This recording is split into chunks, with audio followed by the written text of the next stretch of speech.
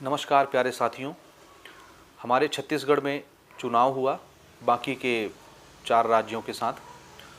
चुनाव में जब चुनाव के नतीजे आए 3 दिसंबर को, तो पूरी तरह से काया ही पलट गई।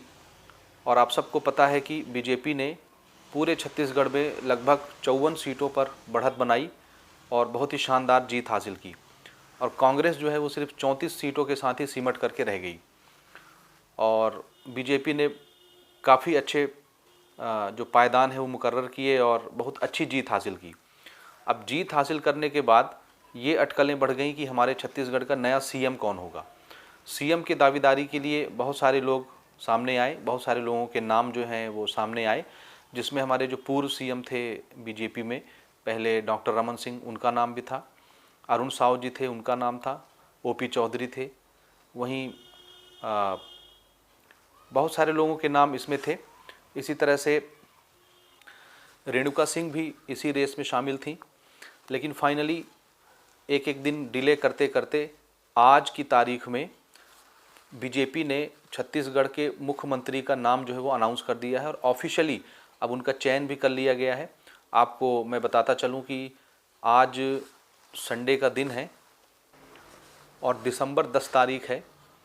आज सुबह से ही विधायक दल की जो है वो बैठक चालू है लगभग 12 बजे से। सुबह तो पर्यवेक्षक टीम केंद्र से आ गई थी रायपुर 9 बजे लगभग, और 12 बजे से विधायक दल की जो है वो बैठक शुरू हो गई थी, जिसमें 2-3 घंटे के बाद ये निर्णय लिया गया कि छत्तीसगढ़ का जो नया सीएम होगा वो चेहरा होगा हमारे श्री विष्णुदेव साय जी का।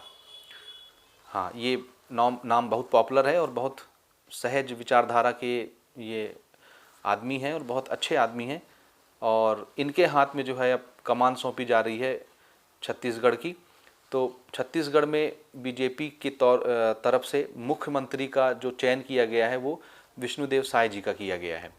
कुनकुरी से अभी इन्होंने चुनाव लड़ा और कुनकुरी विधानसभा से जीत हासिल की। ऊद मिंज को इन्होंने हराया जो कि कांग्रेस के प्रत्याशी थे। लगभग इनको 87,604 वोट मिले और कांग्रेस प्रत्याशी को उनके खिलाफ लगभग 62,063 वोट मिले थे। बहुत अच्छे बढ़त के साथ इन्होंने जीत हासिल की और काफ़ी लोगों का नाम भी था।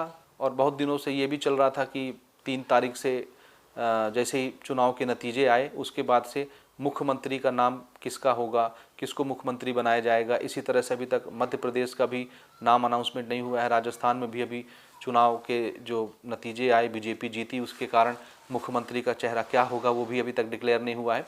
तो पहला फेज़ छत्तीसगढ़ में डिक्लेयर किया गया बीजेपी की तरफ से कि विष्णुदेव साय को मुख्यमंत्री बनाया जा रहा है और ऑफिशियल अब ये अनाउंस भी हो गया है। वहाँ से दिल्ली से भी ऑर्डर हो चुका।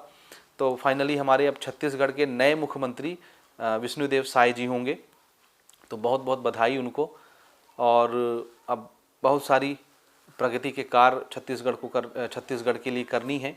तो हम उम्मीद करते हैं कि हमारे नए मुख्यमंत्री हमारे छत्तीसगढ़ के लिए काफ़ी शुभ साबित होंगे और निरंतर अच्छे कार्य करेंगे और छत्तीसगढ़ को ऊपर लेकर के जाएंगे और सभी का भला होगा। हर तरफ, हर क्षेत्र में भलाई के कार्य करेंगे। इसी तरह से आपको ये बताता चलूं कि हमारे जो विष्णुदेव साय जी हैं वो कोई मामूली आदमी नहीं है। पिछले कई सालों से ये बीजेपी के साथ जुड़े हुए हैं और काफ़ी अच्छे ओहदे पर फायज़ हैं। आपको मैं बताता चलूं कि छत्तीसगढ़ बीजेपी में इनको अध्यक्ष नियुक्त किया गया था 2020 में। जून 2020 में इनको छत्तीसगढ़ बीजेपी का अध्यक्ष नियुक्त किया गया था और ये अपने कार्यभार को लगभग 2 साल 68 दिनों तक संभालते रहे। और 2022 में अगस्त में जा कर के 20 अगस्त को लगभग इन्होंने फिर उस कार्य से इस्तीफा दिया। ये केंद्रीय मंत्री भी रह चुके हैं। जब मोदी सरकार पहली बार यहाँ पर आई थी, यानी 2014 का चुनाव जीत करके, उस समय इनको केंद्रीय मंत्री बनाया गया था।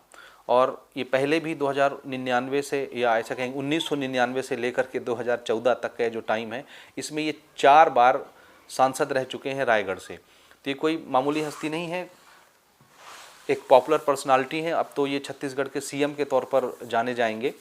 तो हम उम्मीद करते हैं कि ये हमारे छत्तीसगढ़ के लिए बहुत अच्छे कार्य करेंगे और लोगों के लिए रोज़गार के अवसर जो है वो नए नए लेकर के आएंगे। मरीज़ों का ख्याल रखा जाएगा। हमारे जो छत्तीसगढ़ में इतने सारे बेरोज़गार भाई बहन हैं उनका भी ध्यान रखा जाएगा।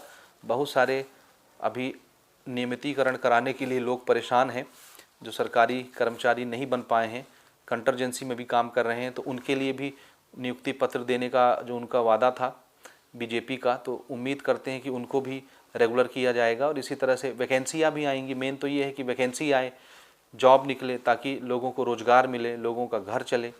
तो हम उम्मीद करते हैं कि आगे जो है चीज़ें सेटल होंगी। फिलहाल इस रिपोर्ट में इतना ही है। मिलते हैं किसी अगले वीडियो में किसी अगले अपडेट के साथ।